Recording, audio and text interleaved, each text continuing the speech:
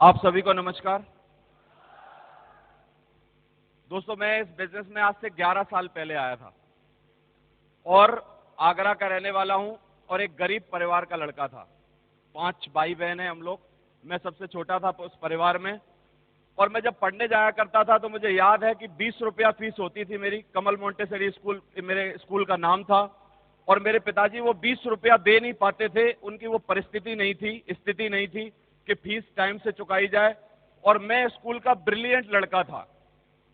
मतलब शुरू से लेके पहली क्लास से लेके और एमकॉम तक हमेशा फर्स्ट डिवीजन आता था।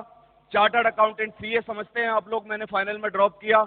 मेरे को बचपन से एक बात बताई गई कि अगर बढ़िया तरीके से पढ़ाई लिखाई की तो आपकी जिंदगी बदल सकती है, क्योंकि पढ़ाई लिखाई करोगे, एक अच्छी नौकरी लगेगी, 50-60 हजार रुपया महीना कमाओगे, तब इस परिवार का दारिद्र, दुखी, परेशानी, गरीबी तब खत्म होगी। तो बचपन से मन में एक सपना था कि कैसे ही करके सरकारी नौकरी लगे और हमारा गरीबी और दारिद्र खत्म हो। और वही चीज को लेके धीरे धीरे जिंदगी में आगे बढ़ना चालू किया। 28 सितंबर 2003 जिस दिन मैं सिक्योर लाइफ से इंट्रोड्यूस हुआ, उससे पहले मैं महान गरीब परिवार में रहता था। मेरा गांव बोदला जो है आगरा में, वो गरीब, मतलब उस पूरे के पूरे गांव में सबसे निकृष्ट परिवार अगर कोई था तो वो देवेंद्र शर्मा का था। लेकिन थैंक्स ये secure life opportunity, success support system और हमारे गुरु, जो यहां पर आज उस गांव का सबसे सवर्ण परिवार अगर कोई है तो वो भी देवेंद्र शर्मा का है। ये ताकत है इस धंधे की। Thank you very much. 11 सालों में इस बिजनेस ने बहुत कुछ हमको दिया है। देना अभी बंद नहीं किया है, अभी तो बिजनेस की जवानी आई है। लेकिन मैं आपको बता देना चाहता हूं कि जब मैंने ये बिजनेस शुरू किया था तो मैं मात्र 2-2.5 हजार रुपया महीना कमाने के लिए आया था, क्योंकि मैं अपनी एक कोचिंग चलाता था और कोचिंग में 5-7 हजार रुपया महीना में पूरे महीने मेहनत करके कमाता था। बीकॉम एमकॉम के बच्चे मेरे से पढ़ने आते थे और आम जिंदगी थी। एक पुराना सा स्कूटर था बजाज प्रिया और मैं रोज कोचिंग पर जाता था, रोज वापस आता था और इस तरीके की आम जिंदगी थी। बिजनेस की वजह से आपके सामने आपने देखा वो लड़का जो कि एक नई मोटरसाइकिल नहीं खरीद पाया कभी जिंदगी में। मोटरसाइकिल भी मेरे मतलब दहेज की मिली थी मुझे, उससे मैंने जीवन चालू किया। लेकिन इस बिजनेस की ताकत की वजह से 3-3 कारें खरीदी हैं अभी इस बिजनेस की वजह से। और अभी आप देख रहे थे ऑडी की टॉप मॉडल Q3 लगभग 38 लाख रुपए की कार है। ये बिजनेस है।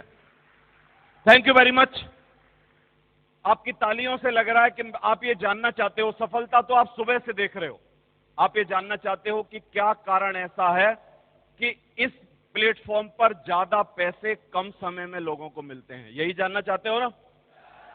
हमारी आम समाज की धारणा है कि जब भी ज्यादा पैसे की बात की जाएगी तो घर परिवार में एक बात समझाई जाती है कि ना चक्कर में मत पड़ना, कोई 2 नंबर का काम होगा।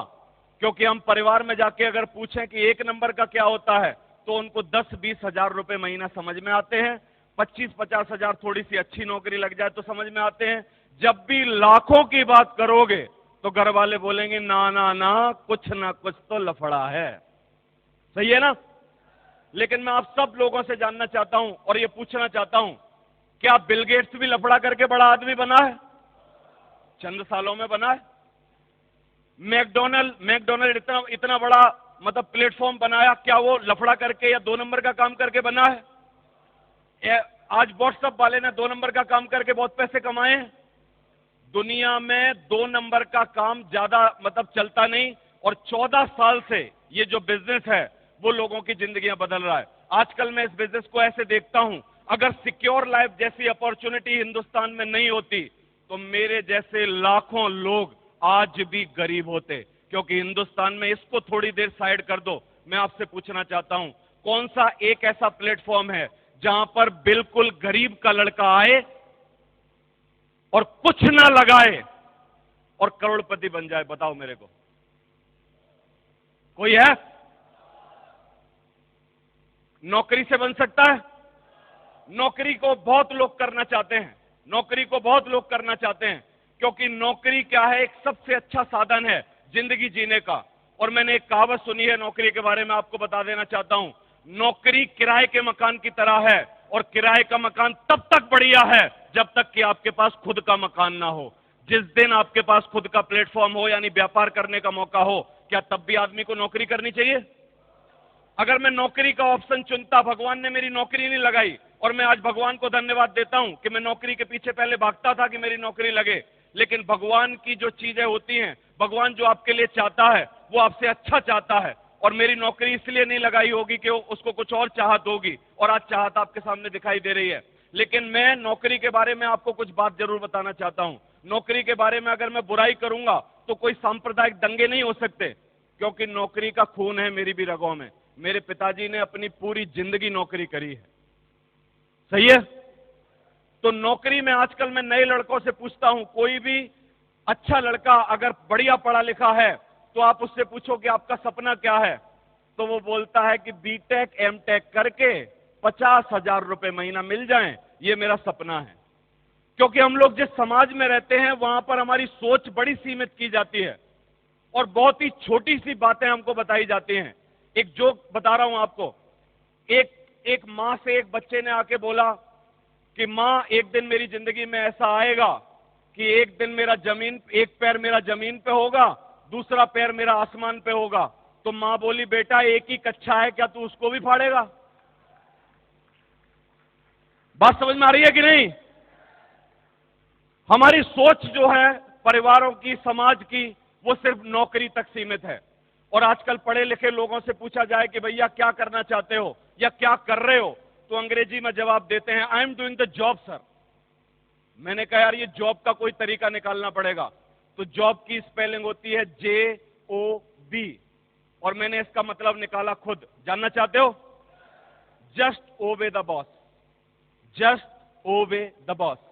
जब तक आप बॉस को ओबे करते रहोगे, चाहे तो आपकी प्राइवेट नौकरी हो चाहे तो आपकी सरकारी नौकरी हो, जब तक आप बॉस को ओबे करोगे तब तक नौकरी चलेगी। यानी ओबे का मतलब क्या है? बॉस से कमजोर कपड़े पहनना, बॉस से कमजोर स्कूल में अपने बच्चों को पढ़ाना, बॉस से कमजोर सपने देखना, और बॉस से कमजोर खाना पीना खाना। और जब भी बॉस की बराबरी करनी चाहिए उस दिन पिछवाड़े पे लात पड़ेगी, क्योंकि जस्ट ओबे द बॉस, चाहे प्राइवेट हो चाहे सरकारी हो। बात समझ में आ रही है कि नहीं? सिक्योर लाइफ बिजनेस क्यों अच्छा है? सिक्योर लाइफ बिजनेस इसलिए अच्छा है कि यहां इस प्लेटफॉर्म पर कोई भी आपका बॉस नहीं है। Nobody is boss. हर आदमी इंडिपेंडेंट बिजनेस ओनर है आप में से, और जो भी चाहे वो यहां आ सकता है। जैसे चौधरी साहब ने बताया कि यहां पर कोई आरक्षण नहीं है।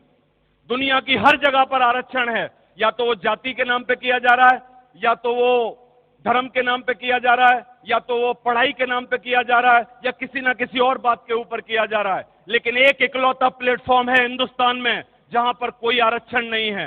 सिर्फ एक ही आरक्षण है, मादा है, दम है तो 3 साल मेहनत करो, आ जाओ, डायमंड बन जाओ। किसने रोका है आपको?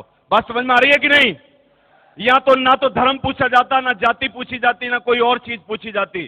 तो इस खूबसूरत बिजनेस को नमन करते हैं हम लोग, और आज इस खूबसूरत बिजनेस की वजह से बहुत सारे लोगों की जिंदगियों में बहुत बड़ा बड़ा परिवर्तन आ रहा है। आप सारे देख ही रहे हो। आज मैं बधाई देना चाहता हूं स्टेज से श्याम सिंह जी के परिवार को, मैं बधाई देना चाहता हूं स्टेज से राजकुमार जी के परिवार को, और बहुत सारे उन लोगों को भी एडवांस में बधाई देना चाहता हूं जो हमारे साल 5 साल रुकना चाहते हैं।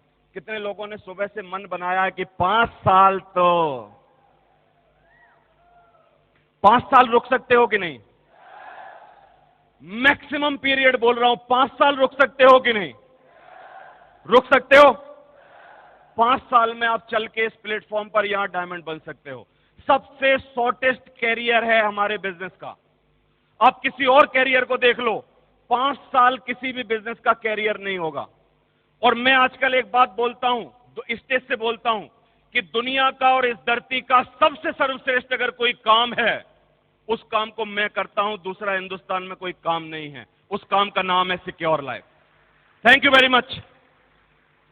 बहुत सारे लोगों के मन में सवाल होता है कि अभी 14 साल तो चल ली कंपनी, लेकिन आगे ना चल पाई तो क्या गारंटी है?